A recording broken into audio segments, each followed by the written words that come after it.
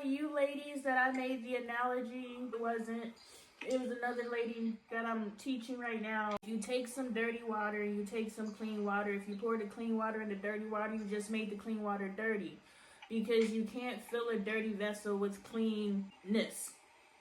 You gotta purge. You gotta, and I told my husband I'm going to purge him. And I did. The version of my husband that I was willing to fight and be an enemy to, I purged him. Literally, when I told my husband, when I said I'm gonna purge you, I was just like, well, shoot, when a woman's fed up, I'm about to put you in the box with the rest of these motherfuckers, and I'm gonna just go through life raising my children, and you just gonna be in the house. And I purged that version of him, and I became a whole new being. Like, y'all, I am not her. Like, the woman who was speaking the way that she was speaking about her husband and all of that, her marriage and all of that, she's not here anymore. Because I purged her. I purged him, and I became me. So, yes, I use that language in a way to just say, I'm done. Like, I'm done. You know, but God just made the connection. No, you did purge. Go ahead, Ree. Did that mean done with him, or I'm done with this version of us, and I'm going to hold until we can enter a new version? Yes. That's better. Yes. Okay. Yes. Signs. Okay, so now I'm watching this movie, and of course it's literal because the Hollywood game is, and I won't even say that it's the actual director. I won't say that it's Imalama Shimmerlin. I will say that it's the powers that be that see a Imalama Shimmerlin produce, deliver a script that is like, oh, the truth is starting to come out. So they let that script go forward because we have to let them know that when they start seeing these signs, to credit them to Hollywood, to discount them, but not realizing that this is magic manifesting, but they're like, what is it, the red hair or whatever, the red herring or something like that. It's like they want you to go look that way so that you're not paying attention this way. You know, so Imalama Shimmerlin or the Black Matrix lady, they submitted a script that started piercing the veil. And they were like, yo, we can't let the general population know this shit exists, but we can't withhold it. So let's turn it into Hollywood.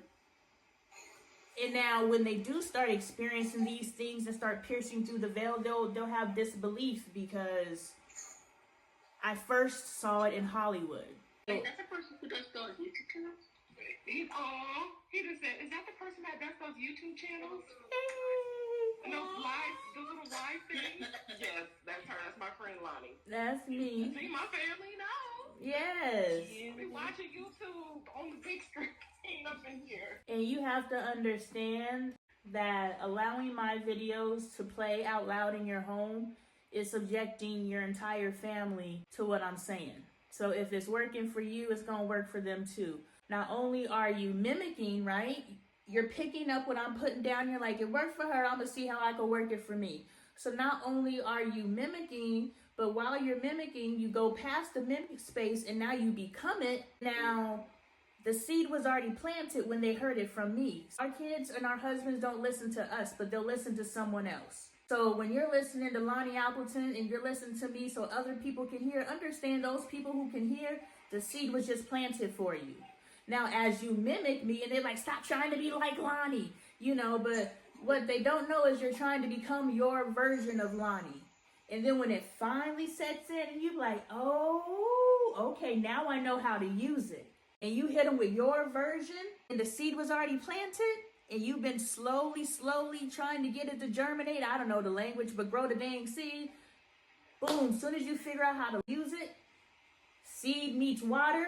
Did I tell y'all our mantra? Hold on, let me tell you our mantra. Apparently there's a mantra every time we come together.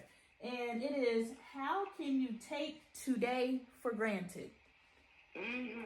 That is going to be the mantra for the week. How can you take today for granted when you know that this day was made for you? How can you be upset about anything? If we go back to decisions, if we go back to the negative or the positive decision, if you knew today was created for you, Are you gonna take the negative choice, the positive choice, or the no choice at all? If I knew the day was made for me, I'm what's the happiest decision I could make at any given time? Because how can I be so in gratitude? How can I give God thanks when I know that? How can you thank somebody that perfectly crafted this day for me? And you, and you, and you, and it's been like, yo, the craftsmanship in that shit. Day that I would walk around skipping. Every day. Every day. Because you expect good things, knowing this day was created for you. So you have an expectancy of good things.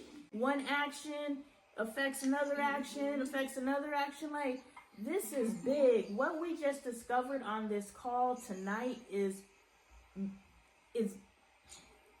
I don't need to talk anymore. I think the call is over. Because for me, we discovered that this is the day that the Lord has made for me. They left that part off. For me. Like, let's sit on that.